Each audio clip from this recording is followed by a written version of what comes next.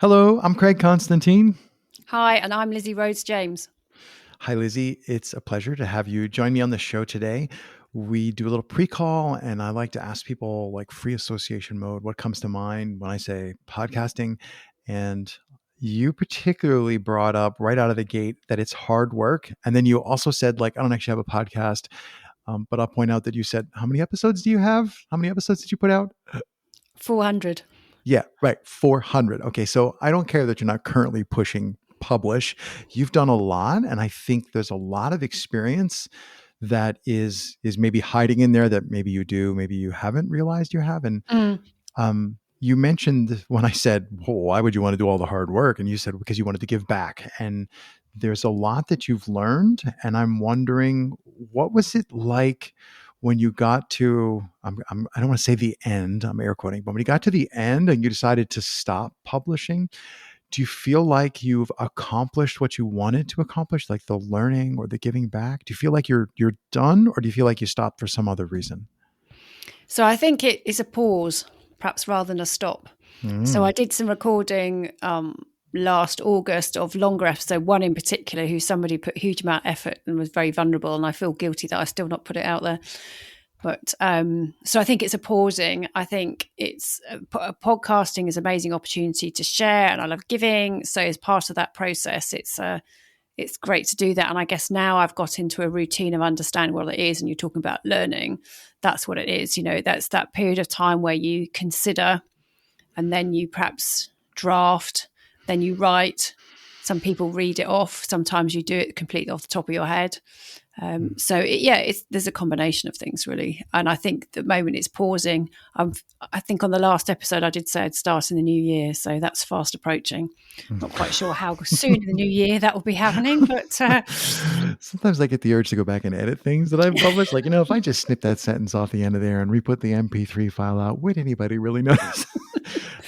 There's definitely an aspect of keeping myself honest to the work mm, that I do. So even in these shows where it's mostly me just chasing my curiosity, mm, and talking to other people, there's also an aspect of what questions do I choose? Like, which parts of my curiosity do I share with mm, people listening?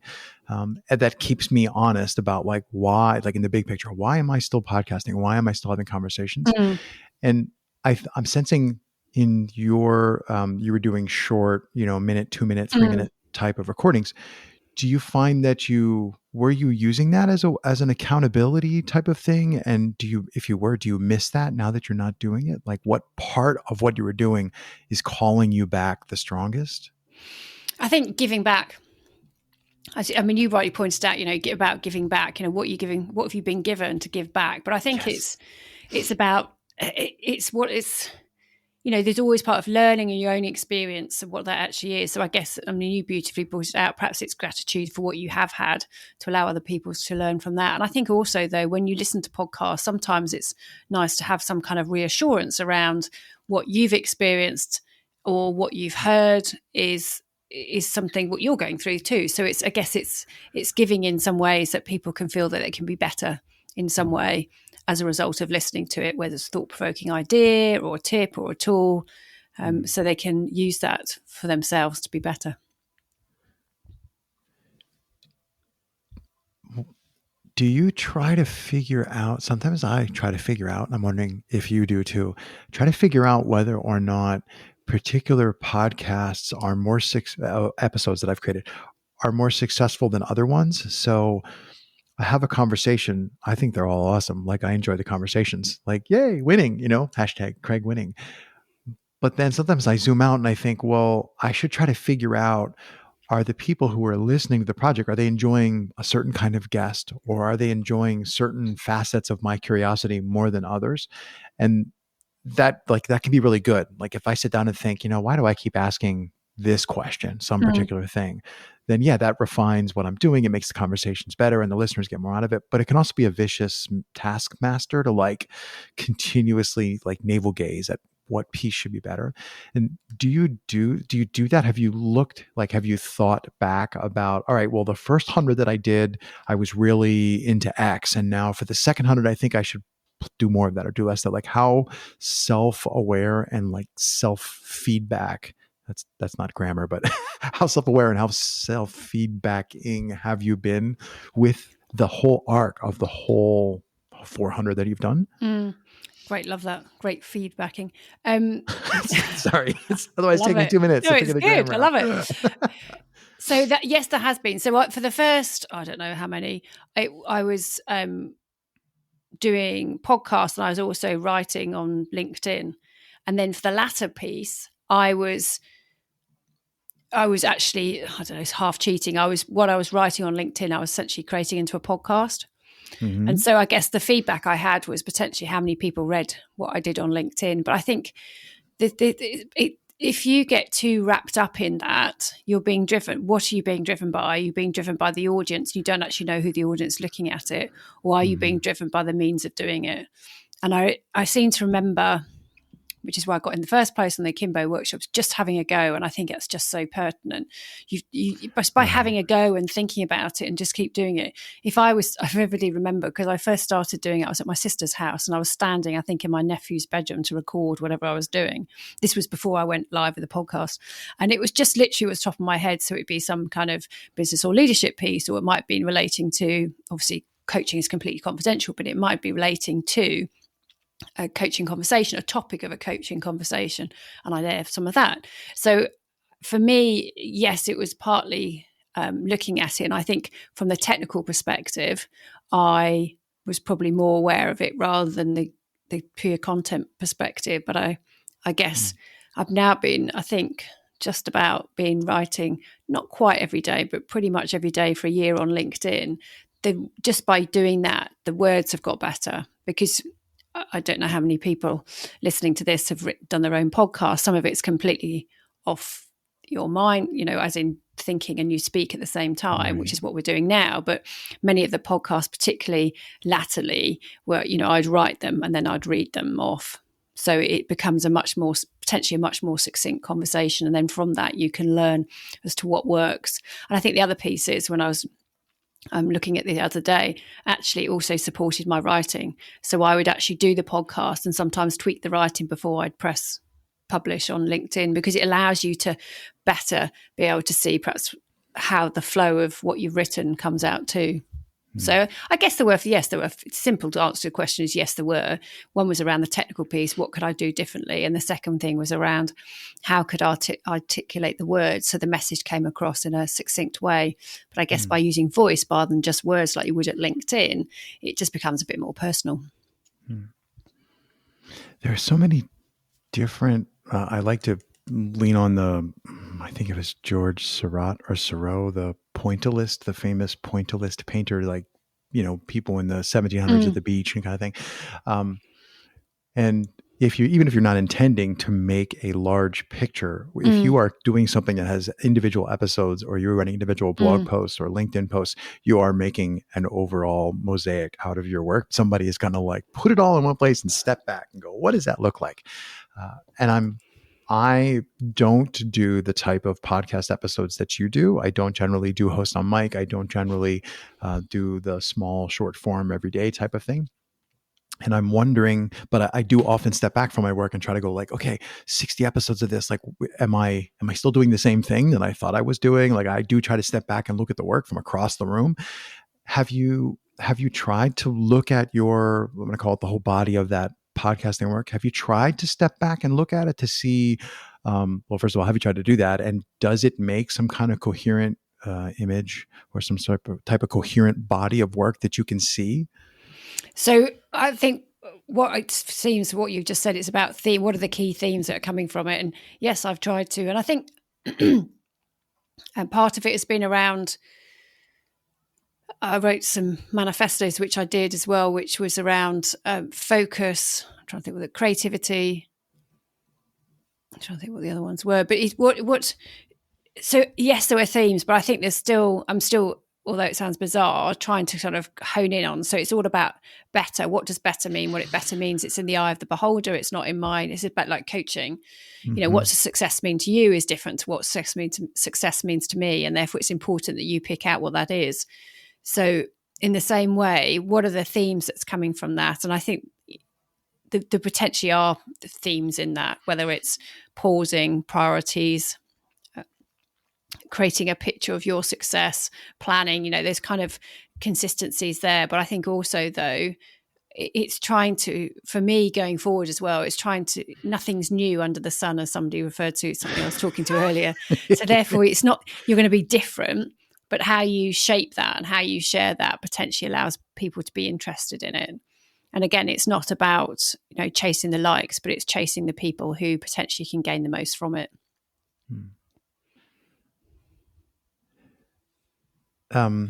When did you, I think we mentioned this, you started podcasting in 2019 or 2020? 2020.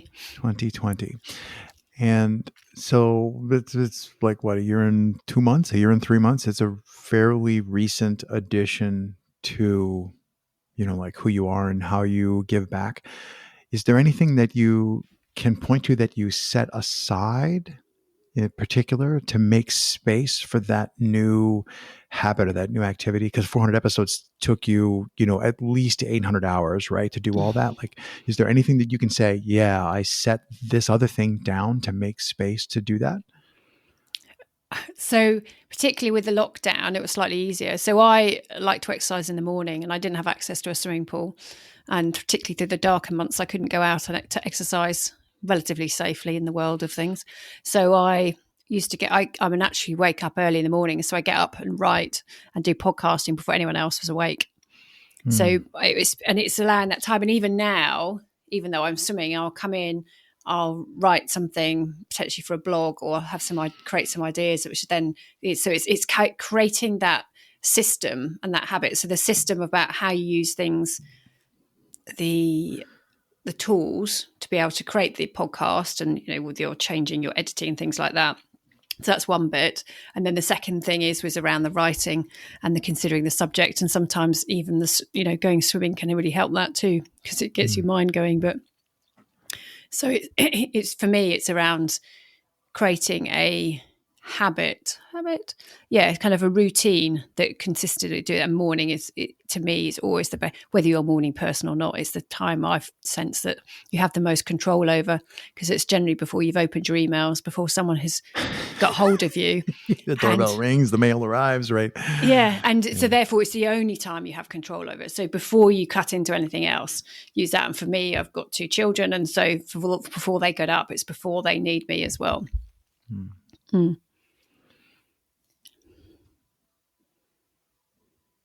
A lot of people who get into podcasting, they have like a particular thing that they wanted to share. And I don't know whether a lot is 40% of all people or 60% of all people or 40% of the people that I've bumped into. Like, I'm not quite sure what I mean by a lot, but I have this feeling, I have this experience of a lot of people have a thing that they want to share. I want to share this story, or I want to share other people, like they have something they're going after. And it really sounds like you just fell into, I don't mean that in a bad way, but just fell into doing the short form daily podcast as a way of thinking. But what brought you into the podcasting course, if I'm right, if you didn't have yes, I'm starting a podcast because, as most people seem to when they start podcasting. So my podcast is called Lizzie's Inner Strength Moments, or Moments of Inner Strength. I should know the right way around. But but one of the things. So oh gosh, I don't know how far was it. About a year and a half before that, maybe. I was doing a bit on LinkedIn, Twitter, about Lizzie's Moments of Inner Strength. And so I guess but that's what I labelled it, because I didn't know what else to label it. So there wasn't necessarily anything concrete, but I knew I wanted to do something that allows to share content for which other people can benefit from. And podcast, for, I don't know, at least 2, if not 3 years beforehand, I kind of said, I'm going to do a podcast. And so that's how and I came across Akimbo, and it was just timely. So it was more to do with that. So there wasn't, it's not about a story or a particular, high performance or anything else. It was just allowing that flow. And I think through that, I enjoy being creative and I enjoy sharing. It's very much part of my value system. So it combines well together. I think going forward, again, you asked what's happened, what might happen next, is perhaps to be a bit more deliberate on that. But again, it's like anything, it's evolving. And through the process of doing it, it's still evolving. It doesn't feel like I've kind of pinpointed exactly what that is, but it's, I mean, as you say, it's time consuming. So I guess the fact that I don't do it now, gives me some hard work. Yes. You said it first. It's hard work. It gives me a bit more time gives me time to do something else. But because I'm swimming now in the morning, that fills my time till because I swim between 6 and 7. And by the time I'm back on my bike. So, yeah.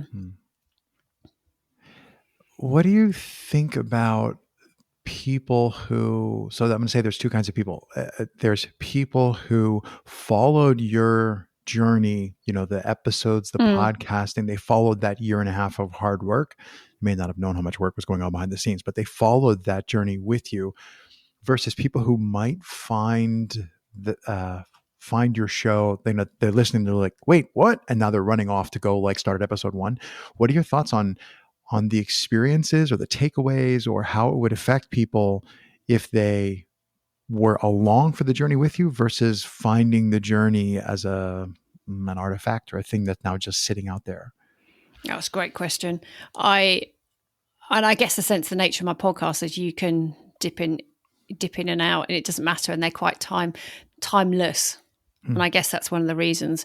I'm trying to think if I ever mentioned particular dates. I think there may be one around Remembrance Sunday or the 11th of November last year, but I can't recall any being specific. So they're timeless. So it doesn't matter, and that's the nature of them. But when you talk about the Stoics, particularly at the moment, and the core components, a lot of what we do now is not changed for thousands of years, and it's just regurgitated.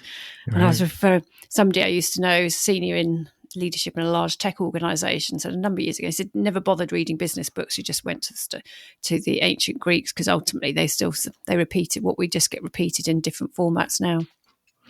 Right. And that journey of discovering, this stuff's 1,000 years old, this stuff's 2,000 years old, that journey of discovery, there's no shortcut, right? Like you can't say to people, here's the 1 paragraph summary and this is all you need. It's like they really need to knock the dust off it and go, this stuff's really old, and then here's another version, and then find the version that resonates with them, because that's going to be different for everybody. And some people read, some people are visual, some people are auditory learners. Cool. Anything else? I'm watching our time tick down. Anything else that, the threads I haven't pulled on that are in your head you want to chase in the last few minutes? No, I don't think so. I think, the nature of podcasting is that for me, it's a learning journey as you go on, not only is from being the creative content producer, but also from the technical side as well. And although like anything, there's no way, if you said to me, I think it was something like the 6th of September, 2020, I think was my first episode, mine being the 11th. But anyway, it's around the early September. If you said I would do 400 episodes, I would have never said that. You're crazy, right? It's a really good example of perhaps, a Stoic saying, take one step at a time and think in the moment rather than worrying about what might be coming next, because you just don't know. And the reason I stopped at 400, because I was going to stop a few weeks before, just because there was a lot kind of going on, and I just thought, no, I need a pause of this because the content needs a fresh start or something. But ultimately, I could have carried on because I'm still carrying on doing things on LinkedIn. So who knows? But that's what I would say. It's a great opportunity to learn, and you do it, and you can transfer that to other parts of your life. I love that the last thing you're going to end on is these words of encouragement about small steps and just start. I love, I don't know if Lao Tzu said it, or it's an old Chinese proverb about, if there's somewhere that you need to be, you need to start walking, it's that first step, just start. So I think that's really astute for you to want to end on that. And I also think there's you didn't say it, I'm wondering if you're aware of it, but there's also a lot of wisdom in knowing when to stop walking. Like I'm here. Like, okay, I've done 400. I can stop here. This is okay for now. So, yeah. But cool. I will just say I think that's a great place to stop. And thanks so much for joining me today, Lizzie. Oh, thank you, Craig, for inviting me to be here.